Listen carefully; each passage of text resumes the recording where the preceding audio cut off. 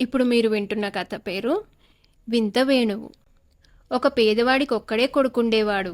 వాడు అతి దుర్బలుడు, పనిచేయటానికి బొత్తిగా పనికిరాడు. వాడి పేరు ఆనందుడు. తండ్రి ఆనందుణ్ణి చాలా కాలం తన రెక్కల కష్టంతోనే పోషిస్తూ వచ్చాడు. కాని రాను రాను గంజికి కూడా కరువైపోయింది. అందుచేత తండ్రి ఆనందుణ్ణి ఎక్కడైనా పనికి కుదుర్చుదామనుకుని వాణ్ణి వెంట పెట్టుకుని బయలుదేరాడు. అయితే ఆనందుణ్ణి పనిలోకి తీసుకోవటానికి ఎవరూ ఒప్పుకోలేదు. చివరకు ఆనందుణ్ణి వాడి తండ్రి గ్రామాధికారి వద్దకు తీసుకుపోయాడు. గ్రామాధికారి వాణ్ణి పనిలోకి తీసుకున్నాడు. నిజానికి గ్రామాధికారి వట్టి కర్కోటకుడు. ఆయన వద్దకు పనివాళ్ళెవ్వరూ వచ్చేవారు కారు, వచ్చినా నిలిచేవారు కారు. ఏమీ లేని దానికన్నా గ్రామాధికారి కొలువే నయం కదా అనుకుని ఆనందుణ్ణి వాడి తండ్రి ఆయన వద్ద పనికి పెట్టాడు. ఇంకేమీ లేకపోతే వాడికింత తిండి అయినా దొరుకుతుంది. జీతము, బట్టలు మొదలైన విషయాలను గురించి ఏమీ చెప్పకుండానే గ్రామాధికారి ఆనందుణ్ణి పనిలో పెట్టుకున్నాడు. 3 ఏళ్లు పనిచేశాక ఆనందుడు వెళ్ళిపోతానన్నాడు. గ్రామాధికారి వాడి చేతిలో 3 వెండి రూకలు పెట్టి, ఏడాదికొక రూక చొప్పున ఇచ్చాను, ఇక నీ దారిన నువ్వు వెళ్ళు అన్నాడు. 3 ఏళ్ల నాడు ఏ బట్టలతో వచ్చానో వాటితోనే పంపిస్తారా అని ఆనందుడు అడిగాడు. బట్టలిచ్చేటట్టు ముందుగా అనుకోలేదు, డబ్బిచ్చినదే ఎంతో ఎక్కువ అన్నాడు గ్రామాధికారి. ఆనందుడు ఆ 3 రూకలు తీసుకుని బస్తీకి బయలుదేరాడు. బస్తీకి వెళ్లాలంటే కొండల మధ్య గల కనుమలోంచి వెళ్ళాలి. వాడికి ఆ కనుమలో ఒక బిచ్చగాడు అకస్మాత్తుగా ఎదురయ్యాడు. ఆ బిచ్చగాడు ఎంత ఎత్తుగా ఉన్నాడంటే వాణ్ణి చూసి భయపడి ఆనందుడు కెవ్వున కేక పెట్టాడు. నిన్నేమీ చెయ్యను, నాకొక్క రూక ఇయ్యి చాలు అన్నాడు బిచ్చగాడు. నా దగ్గర ఉన్నవే 3 రూకలు, వీటితో బట్టలు కొనుక్కోవాలి అన్నాడు ఆనందుడు. 3 రూకలున్నాయి కదా, నీవు 2 ఉంచుకొని నాకొక్కటియ్యి. చూడు, నా బట్టలు నీ బట్టల కన్నా అన్యాయంగా ఉన్నాయి అన్నాడు బిచ్చగాడు. ఆనందుడు బిచ్చగాడికొక రూక ఇచ్చి ముందుకు సాగాడు. కొంత దూరం పోయాక మరొక కనుమ మలుపులో వాడికి మరొక బిచ్చగాడు ఎదురయ్యాడు.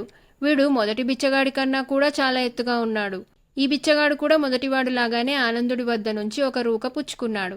కనుమ చివరలో ఆనందుడికి 3వ బిచ్చగాడు తగిలాడు. వాడు మిగిలిన 2 కన్నా చాలా ఎత్తున్నాడు.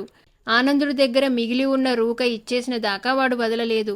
బిచ్చగాడి దీనస్థితి చూసి ఆనందుడు 3వ రూక కాస్త వాడి చేతిలో పెట్టేశాడు. అది తీసుకున్న బిచ్చగాడు వెంటనే వెళ్ళిపోక, నీ దగ్గర ఉండే 3 రూకలు బిచ్చగాళ్లకిచ్చేశావు, రూకకొక వరం చొప్పున కోరుకో, అన్నిటికన్నా నీకేమిష్టమో చెప్పు అన్నాడు. ఆనందుడు కొంచెం ఆలోచించి, కృష్ణుడు వేణువు ఊదుతుంటే గోపకులు గోపికలు నృత్యాలు చేసి మైమర్చేవారట. అట్లా వినేవారిని మైమరిపింపజేసి నృత్యాలు చేసేటట్టుగా చేసే వేణువు కావాలి అన్నాడు. ఈసారి అంతకన్నా మంచి వరం కోరుకో అన్నాడు బిచ్చగాడు. ఎంత దూరాన ఉండే వస్తువునైనా గురిగా కొట్టగల ఉండేలు బద్ద కావాలి అన్నాడు ఆనందుడు. ఇటువంటివి కోరుతున్నావేమిటి, నిజంగా పనికి వచ్చే కోరిక కోరుకో, ఇంకొక్క వరమే ఉన్నది అన్నాడు బిచ్చగాడు. నేను ఎవరిని ఏది అడిగినా వెంటనే వాళ్ళు నాకు అది ఇవ్వాలి, ఇంతవరకు నా జీవితంలో అట్లా జరగలేదు అన్నాడు ఆనందుడు.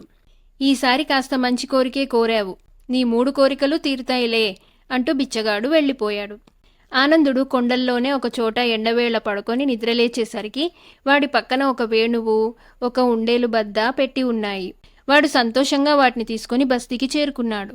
బస్తీలో వాడు దుకాణాల వద్దకు వెళ్ళి తనకు కావలసిన దుస్తులు అడిగి తీసుకున్నాడు. ఎవరినో అడిగి గుర్రం తీసుకున్నాడు. వాడు అడిగితే చాలు, పరమలోభులు కూడా అడిగిన దాన్ని కాదనకుండా ఇచ్చేశారు. వాడు గుర్రమెక్కి తన గ్రామానికి తిరిగి వచ్చాడు. అక్కడ వాడికి గ్రామాధికారి కనిపించాడు.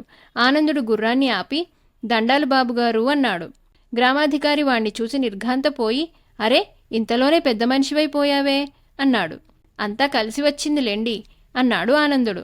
చేతిలో వేణువు కూడా పట్టావే, పనిమానేసి సంగీత విద్వాంసువవుతావా ఏమిటి అని గ్రామాధికారి అడిగాడు వెటకారంగా. దానికేముందిలేండి, ఈ వేణువు కన్నా గొప్పది ఈ ఉండేలు బద్ద. దీనితో ఎంత దూరాన ఉన్నదాన్నైనా కొట్టగలను, దూరాన తాటి చెట్టు మీద కూర్చున్న పక్షిని కూడా కొట్టగలను అన్నాడు ఆనందుడు. నీ మొహం అన్నాడు గ్రామాధికారి. పందెం వెయ్యండి, చూద్దురుగాని అన్నాడు ఆనందుడు. నీవా పక్షిని కొట్టితే నా పొలమంతా ఇస్తాను, నా దగ్గర ఉండే నగదంతా ఇస్తాను, మళ్ళీ మాట్లాడితే ఆ పక్షిని నేనే స్వయంగా తీసుకొచ్చి నీకిస్తాను. నీవు పక్షిని కొట్టినప్పటి మాట గదా అన్నాడు గ్రామాధికారి. ఆనందుడు ఉండేలు బద్దతో తాటి చెట్టు మీద ఉన్న పక్షిని పడగొట్టాడు. అది తాటి చెట్టు చుట్టూ ఉన్న రక్కిస పొదలలో పడింది. గ్రామాధికారి ఆ పక్షిని తీసుకురావటానికి రక్కిస పొదలలోకి వెళ్లవలసి వచ్చింది. ఆయన ముళ్ళు గీసుకుంటూ ఆ పొదలలోకి వెళ్ళి పక్షిని తీసుకోగానే ఆనందుడు వేణువు ఊదాడు. వెంటనే గ్రామాధికారి నృత్యం చేయసాగాడు. కొద్దిసేపట్లోనే గ్రామాధికారి ఒళ్లంతా గీరుకుపోయింది. బట్టలన్నీ చీలి వాలికలయ్యాయి. ఆనందుడు వేణువు ఊదటం మానేసి పొదలలో నుంచి బయటికి వచ్చిన గ్రామాధికారిని చూసి, నేను తమ కొలువు చాలించుకున్నప్పుడు నా బట్టలు ఇట్లాగే ఉన్నాయి అన్నాడు. గ్రామాధికారి పందెంలో ఓడిపోయాడు గనక ఆనందుడికి తన వద్ద ఉన్న నగదంతా ఇవ్వవలసి వచ్చింది. ఆ డబ్బు తీసుకుని ఆనందుడు బస్తీకి వెళ్ళి అక్కడ సరదాగా కాలక్షేపం చేశాడు.